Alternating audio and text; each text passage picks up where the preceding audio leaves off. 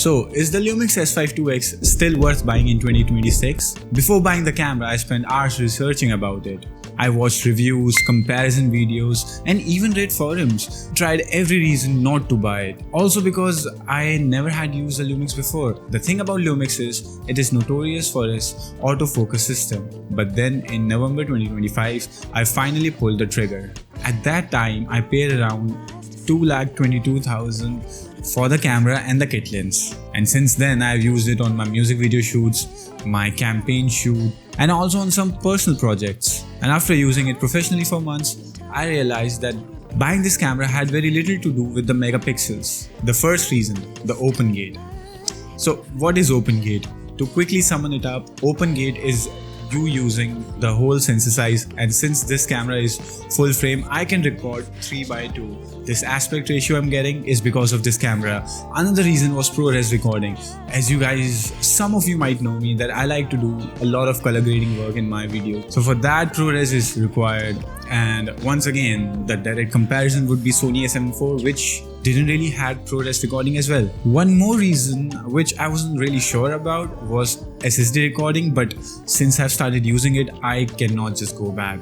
I just use my SSD, record the entire project on my SSD, and voila, I don't even have to copy the data. I just plug in the SSD and I'm good to go. So yeah, that is one of the big main reasons for sure. And like I said in the beginning of the video, one thing I wasn't so sure about was the autofocus of this camera. But firstly, this is the first gen that Lumix has started using PDAF, which is phase detection auto system, and it's quite sticky. As you can see, even if I bring my hand in front of me and take it off, it still focuses on me quite nicely, which is okay because ultimately I bought this camera for my own personal projects and YouTube videos. Is the autofocus as good as Sony's?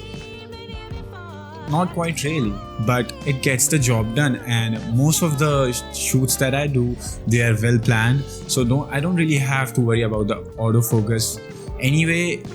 But for videos like this is a must purchase in 2026. Alright, another thing that surprised me about this camera, actually not this camera, the lens. The lens, by the way, I'm using a 20-60mm variable aperture kit lens, and trust me guys, all those music videos or even the campaign films that I've done were all shot using this lens, and I think this is the best kit lens that I've ever used in any camera. Another reason that I use this camera is because of the photography capabilities this camera has to offer. Now, I mostly do videos, but time and time I also like to do photography, guys. So before buying this camera, I was also thinking to get S9, which is a good investment again, but like that is not my use case because I wanted to use my camera with flash photography as well. I wanted to do flash photography, and this camera lets me do that. The colors are rich, and for all the Fujifilm users, I can also install my own LUTs in this camera and get any sort of color grading in camera like how I want it to be. Apart from all of these reasons, there are a few more small reasons. The body, there is no Lumix branding, it's like matte black. You won't be able to make out which camera is this, because if you're traveling and there's this Sony written on top of it, the chances are it might get stolen. But yeah, it can happen with anyone. At the end of the day, it's not really about the camera, but like who is using it. So is it worth it to buy Lumix S5IIX in 2026? For me, I would still buy it. For you, maybe not. So watch this video again, see what are the things I like and what are the things you might like.